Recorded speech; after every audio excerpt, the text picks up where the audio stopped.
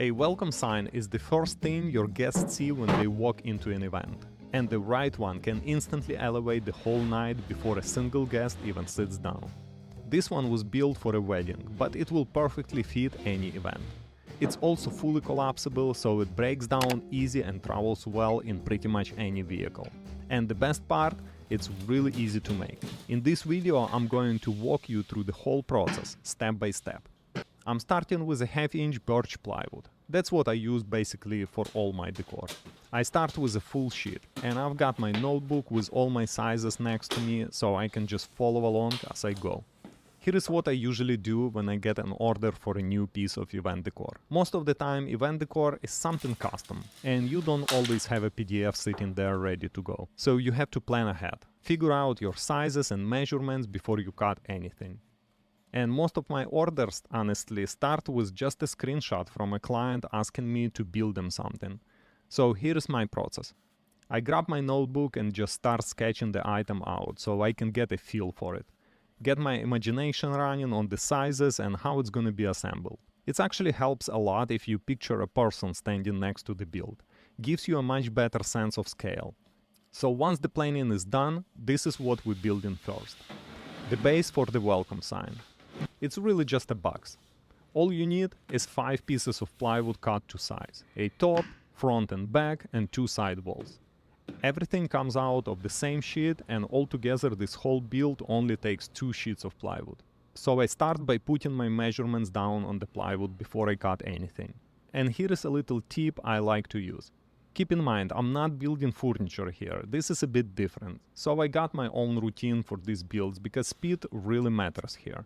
When I'm building a box type piece like this, I always measure the top a little bigger than I actually need. In this case, I need it at 50 inches, but I'll measure it closer to 50 1/4, just to give myself some wiggle room during assembly. Even with the truck saw, human error is always a possibility. You might cut a hair smaller and end up with gaps or misalignment. So it's a good habit to leave the top piece slightly oversized. Everything else I cut exactly to size. For all my cuts I use Makita track saw with guide rails, which honestly, in my opinion, beats a table saw for ripping big sheets of plywood. Plywood is just hard to manage on a table saw unless you've got a proper cabinet saw. Plus the track saw is a lot safer.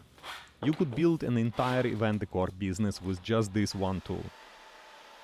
You can also use a circular saw, but the track saw is great because it's fast and gives you really reliable guide for straight cuts.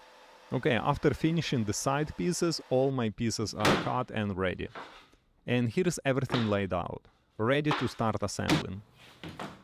For the box, I'm using my bread nailer, and if you're getting into event decor, this is one of those tools you just have to have. You will use it on literally every single build, since you're always assembling something, usually 1/4 inch or 1/2 inch plywood. I'm running 1 1/4 inch bread nails here, and for glue I always use Titebond 3.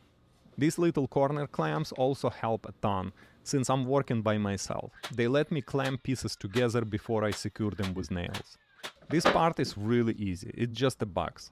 You attach the side pieces to the front wall, then back wall, and this is where those corner clamps really earn their keep. They keep everything square and locked in place, so nothing shifts on you while you work. Then you attach the top piece and yeah, it's going to hang over the edges a bit. But that's fine, I did it on purpose. I'll just trim it flush later with a flush trim bit once the glue dry. And here is something worth mentioning. This welcome sign is meant to be painted, which is why I used butt joints on the corners instead of miter cuts, just to make it faster and skip the extra steps. The trade-off is you will see a visible edge of the plywood, and no matter how much you sand, it's still going to show a bit after paint. So here is the fix. You can use a wood filler or even just a regular dry deck spackling to mask the edge. Now this trick wouldn't fly if you were building furniture, but again, we are not building furniture here, we are building event decor. And with event decor, you genuinely can cut corners in a bunch of ways. That said, sometimes clients want something higher end. White oak, cherry, walnut plywood, and in those cases, I'll switch to miter cuts on every edge, so nothing is visible. Just one thing to watch if you go that route, pay attention to your grain direction, so everything reads as one cohesive piece. And if you like this build and looking to get into event decor, or you are already building but want to sharpen your skills and get some more ideas, come join my school community. There are always fresh tutorials, weekly support and Q&A sessions to help you get better. Link is right under this video. Alright, so the box is done. Glue is drying. While that happens, I go start cutting my faceboards. I have already got one sheet ripped in half, so that measurement is done. Now just need to sort out the width. This is my second sheet of plywood, and like I said, 2 sheets total is really all you need for this whole build. Once the faceboards are cut, I go back and finish up the box. You can see that overhang running all the way around. That's the thing I mentioned earlier. To clean it up, I just run the compact router with a flash trim bit around the edge. That bit has a little bearing on the bottom that follows the surface underneath. In this case, the box itself acts as a template, and it trims off anything sticking out above it, leaving you with a nice flush edge. After trimming, I sand it down a bit, starting around 80 or 120 grit just to smooth everything out and get those edges ready for wood filler.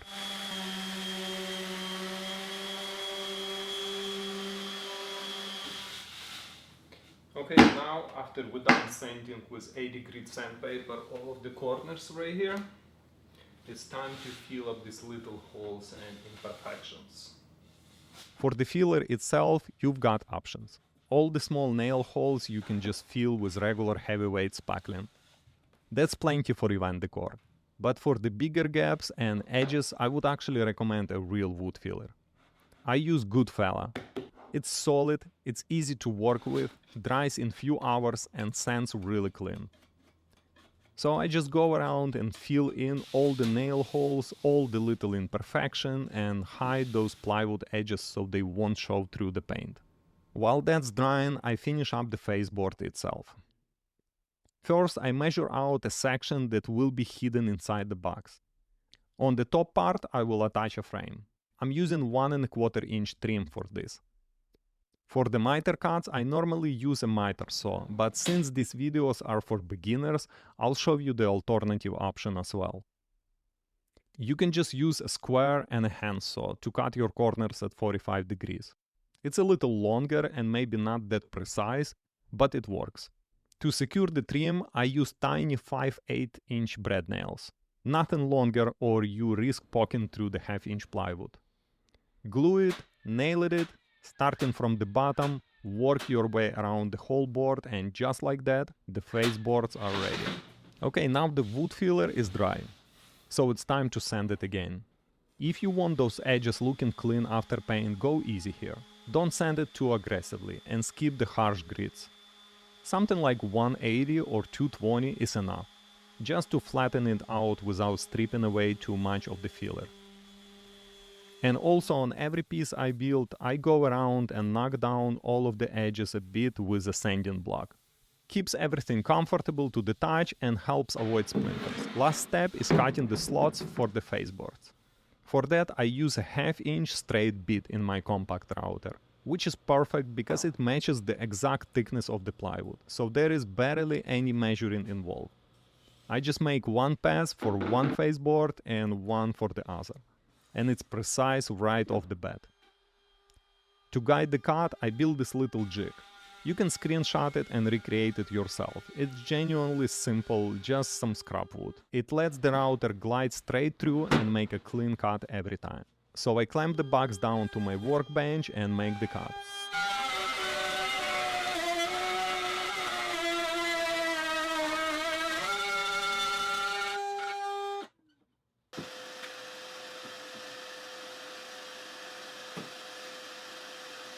And look at that. Clean, fast, exactly what I wanted. So now everything is ready and let's test it. And look at that. They slide right in perfectly. And your welcome sign is done.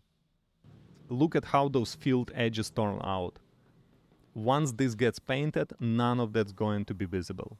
Just a smooth, nice surface all around. Alright, hope you picked something from this one. If you are into event decor and want more ideas for builds like this, I'll see you in the next video. And make sure to check out my community on School. I would be really happy to have you there.